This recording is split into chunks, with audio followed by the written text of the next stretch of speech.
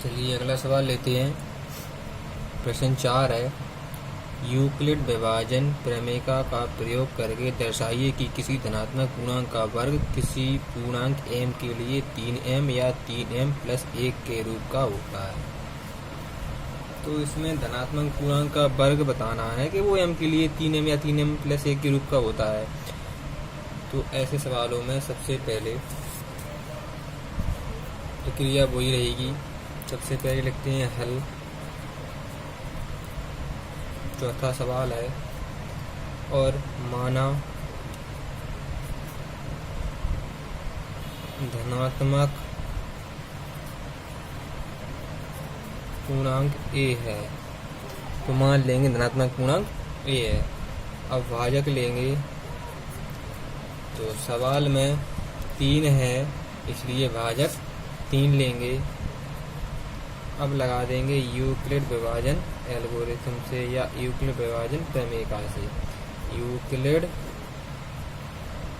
विभाजन प्रमेय से। तो जब 3 का भाग a में देंगे तो कोई q शेषफल आएगा या कोई q भागफल आएगा, r शेषफल आएगा। तो r के संभव मान क्या होंगे? 0, 1, 2। समझ चुके हैं अपन, क्योंकि शेषफल का मान भाजक से छोटा होता है। 0, 1 या 2 ये r के संभव मान हो सकते हैं। तो सबसे पहले यूक्लिड विभाजन प्रमेय में लिखेंगे भाज्य बराबर भाजक गुणा भागफल धन शेषफल। तो भाज्य a रहेगा, भाजक 3 रहेगा, भागफल q रहेगा और शेषफल r रहेगा। तो 3 का q में गुणा कर देंगे तो 3q प्लस r ये बन जाएगी। तो लिख सकते हैं a बराबर 3q प्लस r। अब लिखेंगे r के संभव मान। तो r के संभव मान क्या हो जाएंगे? 0, 1 या 2। क्योंकि अब सवाल में लिखा है किसी धनात्मक पूर्णांक का वर्ग, ये धनात्मक पूर्णांक a लिया है। अब इसका वर्ग करेंगे, यानी दोनों पक्षों का वर्ग करेंगे। तो सबसे पहले r बराबर 0 लेंगे, यानी शेषफल 0 लेंगे। तो लिखेंगे जब r बराबर 0 हो, ये स्थिति 1 बन जाएगी। या फिर जब r बराबर 0 हो तो a बराबर 3q और r प्लस r की जगह पे 0 लिखेंगे तो उसका कोई महत्व नहीं है, इसलिए ये होगा। तो प्लस 0 कोई महत्व नहीं है, क्योंकि धनात्मक वर्ग करना है, धनात्मक पूर्णांक का वर्ग करना है, तो दोनों पक्षों का वर्ग कर देंगे। तो लिखेंगे दोनों पक्षों का वर्ग करने पर। तो इसका वर्ग करेंगे और इसका वर्ग कर देंगे।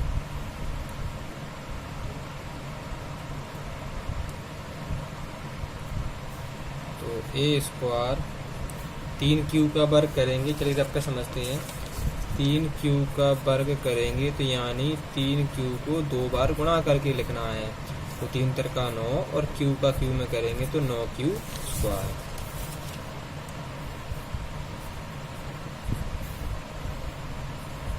आगे बढ़ते हैं। अब देखिए सवाल में दर्शाना है सबसे पहले 3m, यानी 3 लाना है। तो इसमें से 3 बाहर निकाल लेंगे, यानी 3 कॉमन ले लेंगे।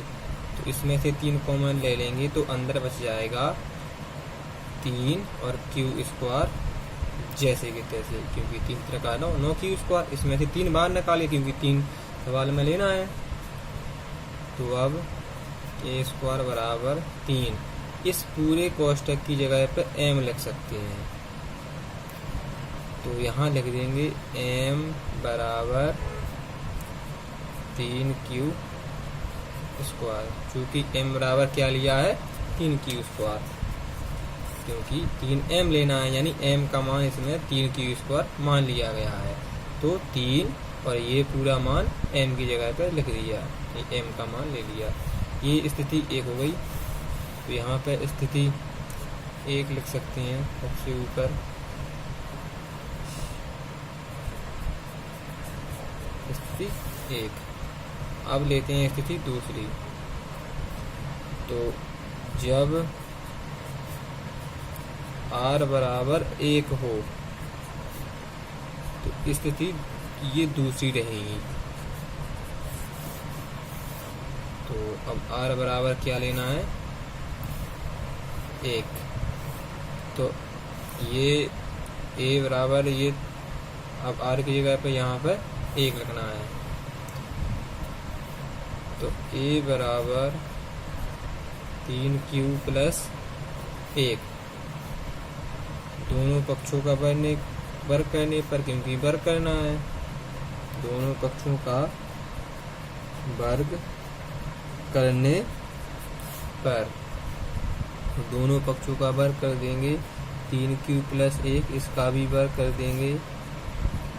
तो 3q प्लस 1 का वर्ग, इसको या तो इस ब्रैकेट को 2 घात है तो 2 बार लिख के गुणा भी कर सकते हैं, या फिर सर्वसम का लगा सकते हैं a प्लस बी पे whole square, a plus B square, या तो 2 बार ब्रैकेट करके भी लिख सकते हैं।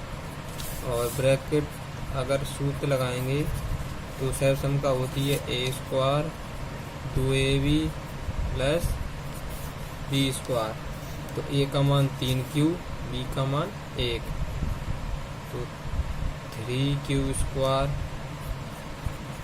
प्लस 2 गुणा a का मान 3q और गुणा b का मान 1 और गुणा b की जगह पे 1।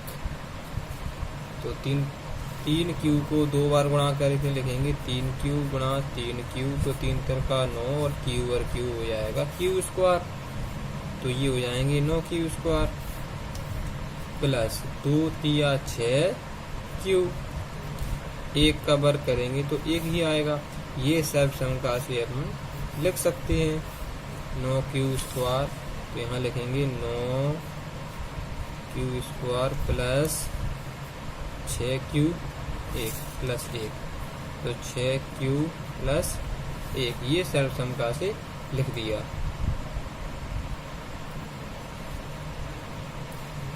चलिए आगे बढ़ते हैं। अब देखिए, तो इन दोनों में क्या कॉमन आ सकता है? 3 कॉमन आ सकता है, क्योंकि 3 इसमें भी है और इसमें भी है, q इसमें भी है और इसमें भी है। चूँकि सवाल में ये पहली शर्त 3m, ये अपन पहली शर्त में निकाल चुके हैं। अब ये वाली शर्त निकालना है 3m प्लस 1 तो है 3 लाना है।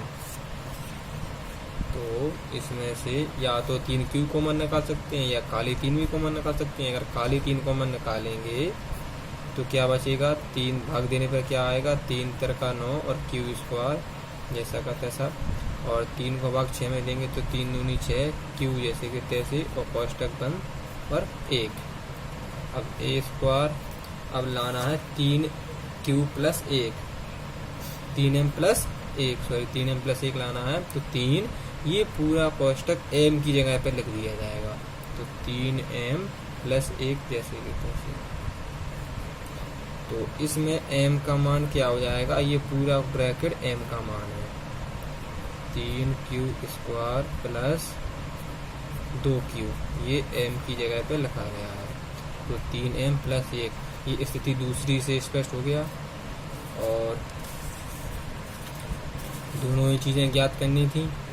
r की जगह पर 2 और रख सकते हैं तो स्थिति यही आएगी, वो भी कर लेते हैं। या फिर ये सिद्ध हो चुका है, यहीं पर दोनों स्थितियां लानी थी तो वो हो चुका है। और चाहो तो r बराबर 2 रखोगे तो भी स्थिति यही बनेगी। Thank you.